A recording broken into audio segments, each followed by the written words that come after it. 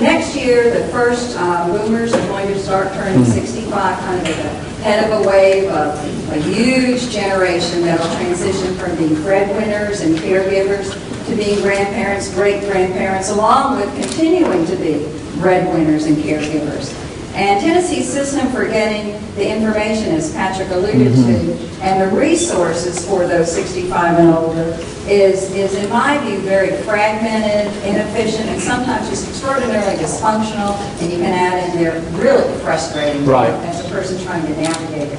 Therefore, how would you fix this system in your term, and would you commit to calling a summit in the first 6 months of 2011 during your service to the state to look at how Tennessee's system can be improved as these boomers kind of enter those ranks of 65 and older?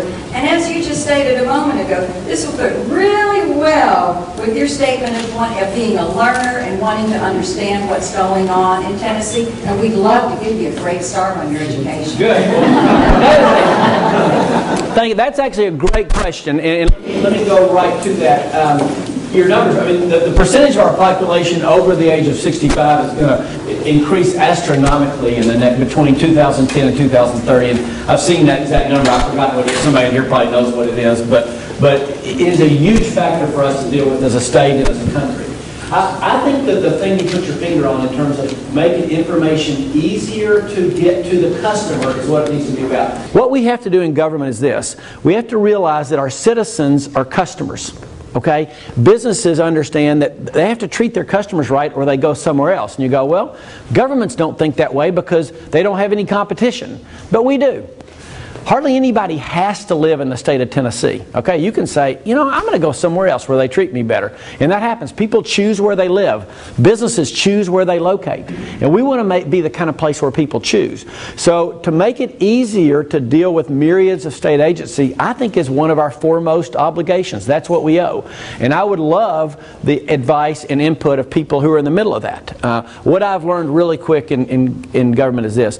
Because the needs are so big, and the areas of expertise are so broad. I mean, I can't be an expert on senior citizen issues and prison correction issues and economic. I mean, there's just too many to be an expert on. So you hire great people, number one, and then number two, you bring those resources out there. One of the great things about being governor is when you call people, they call you back. You know, I learned that when I became mayor. A lot of times when I call people, they tended to call me back. And so when they'd call me back, I'd say, hey, I need you to be on a task force to help us figure out such and such. And we have done that and had remarkable success on some of our thorniest problems.